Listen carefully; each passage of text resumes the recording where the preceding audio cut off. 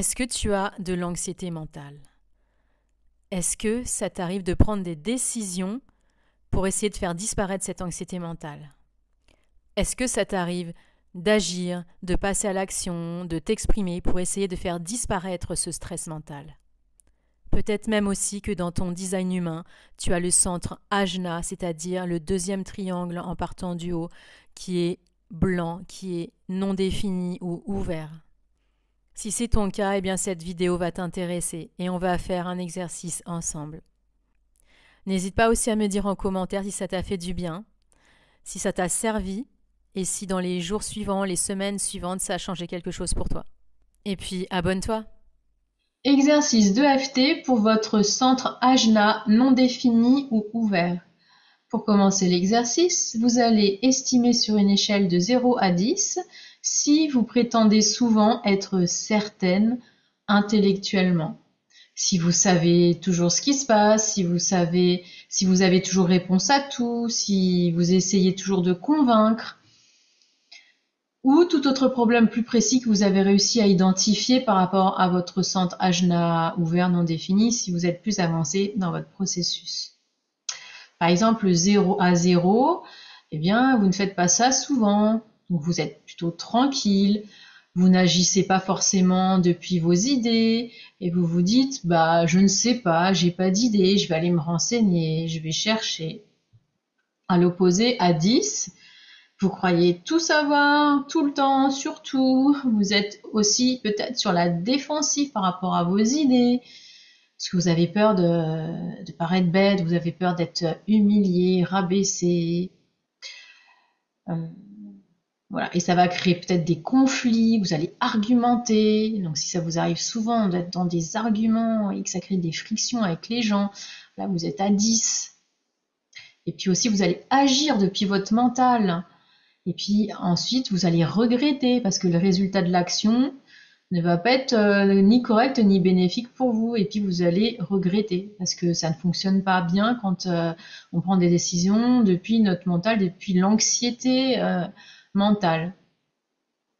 Donc si vous êtes anxieux mentalement, pareil, c'est que vous êtes à 10. Donc vous voyez où vous situez sur le curseur, 0, tranquille. Si je sais pas, c'est pas grave, je vais me renseigner. Si je mémorise pas, c'est pas grave, je cherche. Je prends mon cahier, je regarde.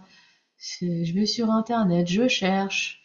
À 10, je sais tout. Voilà, je pense que vous avez compris. Prenez le temps qu'il vous faut pour faire votre estimation, appuyez sur pause si besoin, puis revenez pour l'exercice.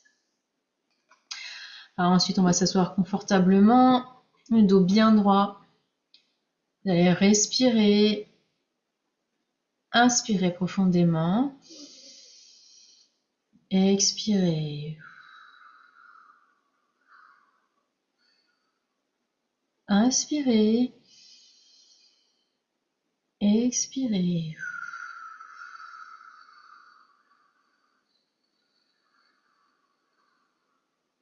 inspirez, expirez,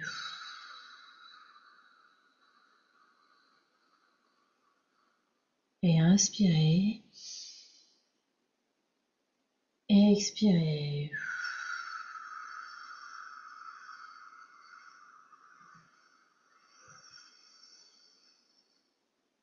Bien. Venez vous concentrer maintenant sur votre corps et sur les sensations que vous pouvez ressentir d'anxiété ou de défense par rapport à cette estimation que vous avez faite au début de l'exercice. Donc vous construisez une scène, un scénario où vous allez vous voir par rapport à une situation où vous avez été en difficulté par rapport à votre mental, par rapport à la défense de vos idées, par rapport à l'argumentation, à la mémorisation. Peut-être une situation qui vous a angoissé, une situation où vous vous êtes senti en difficulté, un sentiment de devoir vous protéger, de défense intellectuelle. Voilà, il y a certainement quelque chose qui remonte à votre conscience quand je vous parle de ça. Donc focalisez-vous sur cette situation précise-là et observez ce qui se passe dans votre corps quand vous vous connectez à cet événement ou quand vous vous connectez à cette idée d'être mentalement sûr de vous, consistant intellectuellement, ou à votre anxiété mentale. Prenez tout le temps qu'il vous faut pour construire cette scène, ce scénario, mentalement dans votre tête. Vous plongez dans la scène avec tous vos sens. Vous y pensez, vous ressentez dans le corps, vous voyez, vous sentez, vous entendez. Vous voyez peut-être des gens avec vous, un décor, etc. Et ensuite, vous associez ce que vous ressentez dans le corps quand vous êtes plongé dans cette scène-là. Qu'est-ce qui se passe dans votre corps? Peut-être que vous sentez vos sourcils qui viennent se froncer là parce que vous vous défendez, ou peut-être que ça vous angoisse d'avoir des idées là et je sais pas, ça me stresse, je me suis toute contractée là des trapèzes, ou peut-être que ça me noue le ventre. Voilà, observez tout ce qui peut se passer dans votre corps. Pareil, appuyez sur pause si vous avez besoin de plus de temps pour vous mettre en scène. Et puis sinon, on va continuer ensemble et on va commencer l'exercice. Et vous allez répéter à haute voix après moi. Même si je prétends souvent être certaine, sûre, intellectuellement, je m'aime et je m'accepte complètement. Même si je prétends souvent être certaine, sûre, intellectuellement, je m'aime et je m'accepte complètement. Même si je prétends souvent être certaine intellectuellement, je m'aime et je m'accepte complètement.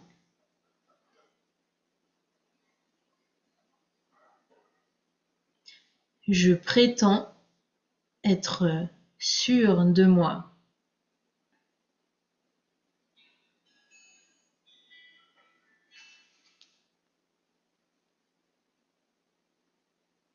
Sûre de mes idées, de mon raisonnement.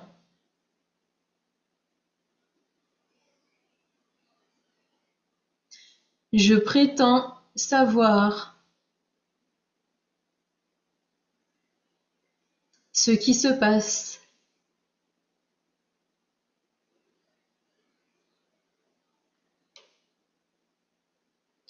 J'essaye de convaincre les autres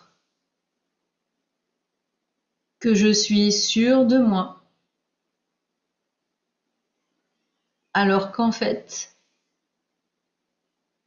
je n'en sais pas plus que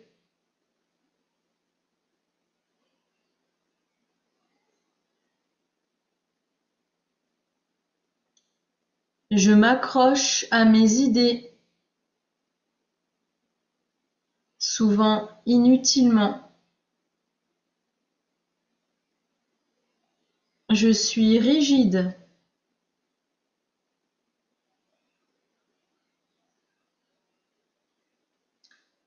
Je me bats pour mes idées. Je combats. Je lutte. Je cherche à tout mémoriser.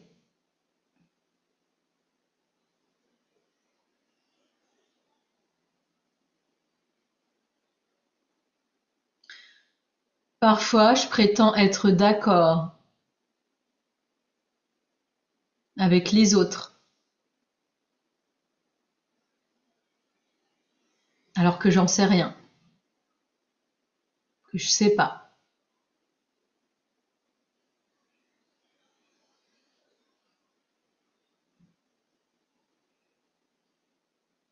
J'ai peur d'être stupide, humilié. Je suis sur la défensive. Les autres ont tellement l'air d'être sûrs d'eux.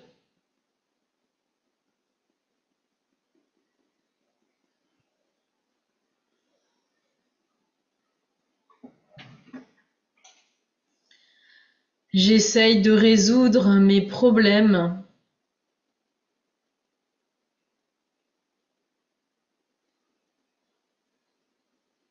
À partir de mon raisonnement mental.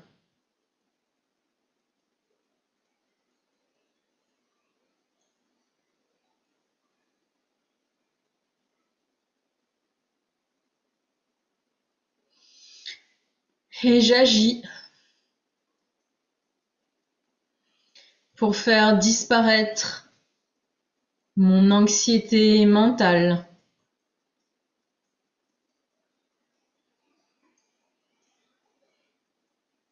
Je prends des décisions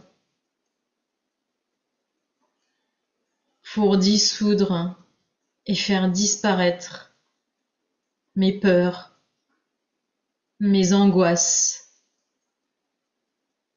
mentales.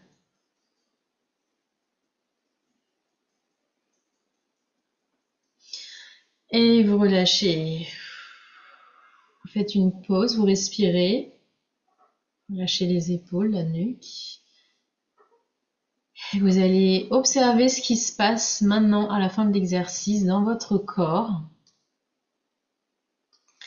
Respirez profondément, laissez l'énergie circuler. Peut-être que les sensations de gêne, d'oppression, de stress, de nœuds, de contraction, peut-être qu'elles se sont dissipées, évacuées, peut-être qu'elles ont diminué d'intensité, peut-être qu'elles ont changé d'endroit dans le corps, peut-être qu'elles sont plus là, peut-être qu'elles sont encore là. Vous allez noter sur votre carnet comment vous vous sentez, ce qui se passe dans votre corps physique, comment vous vous sentez émotionnellement, et également ce qui se passe au niveau mental. Est-ce que vous pensez à la même scène qu'au tout début? Est-ce que la scène est devenue plus positive? Est-ce que la situation a changé? Peut-être que ça a glissé vers une autre scène de votre vie, autre chose à laquelle vous pensez, toujours sur le même thème, mais peut-être que ça a évolué.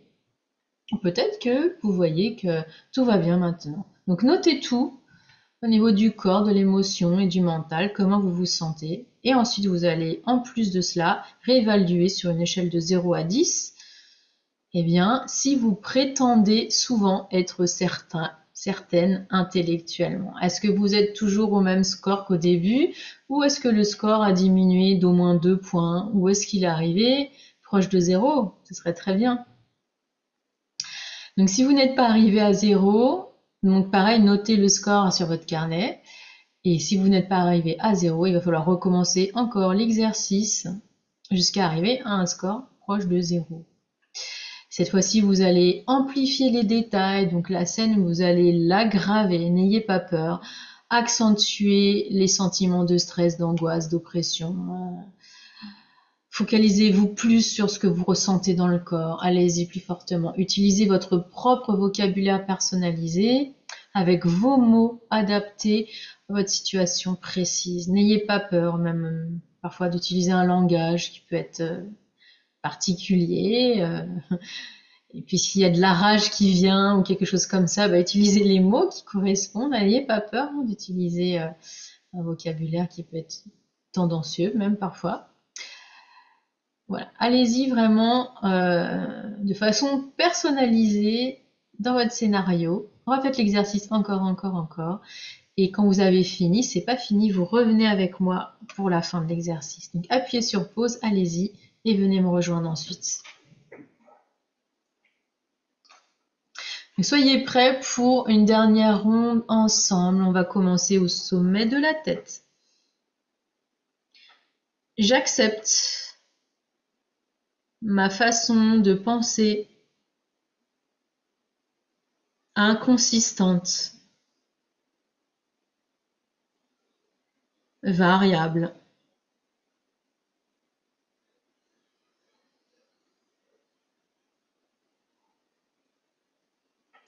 J'accueille mes pensées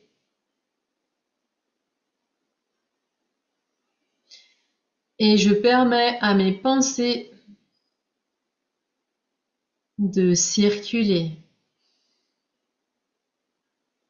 d'aller et venir.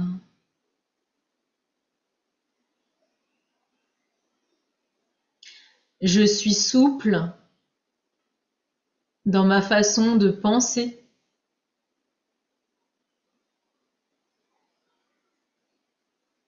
Elle peut changer au fil du temps.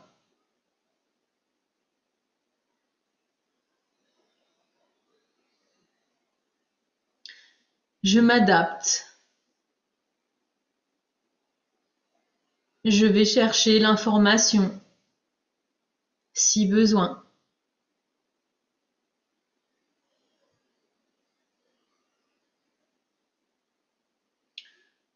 J'accepte de ne pas savoir, parfois.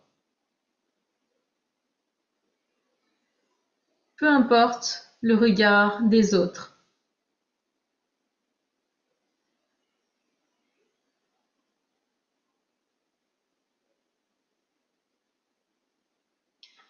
Je peux voir les différentes facettes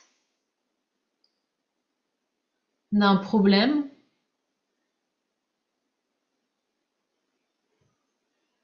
Et différentes compréhensions.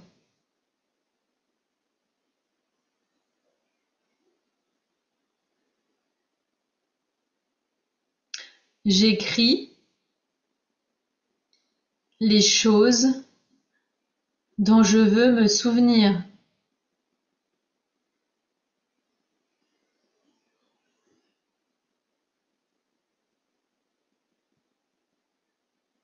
Ou je m'enregistre.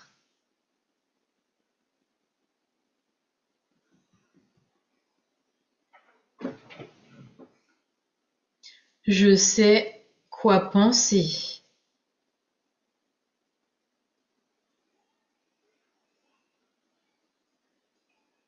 Je suis sage.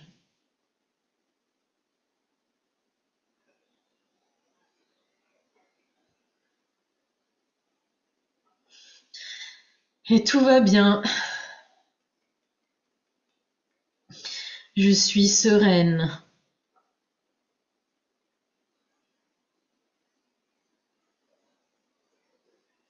Mon mental est calme.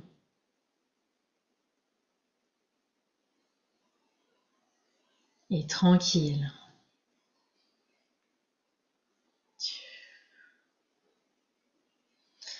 Et vous relâchez. Enroulez les épaules, la tête. Respirez. Expirez. Et observez maintenant comment vous vous sentez. Observez ce qui se passe dans votre corps, les sensations. Est-ce que vous vous sentez plus léger? Est-ce que l'anxiété s'est évacuée? Est-ce que vous avez moins d'anxiété mentale? Observez tout ce qui se passe au niveau des sensations du corps. Observez ce qui se passe au niveau émotionnel. Observez à quoi vous pensez. Et vous allez tout noter dans votre carnet. Et l'exercice est terminé.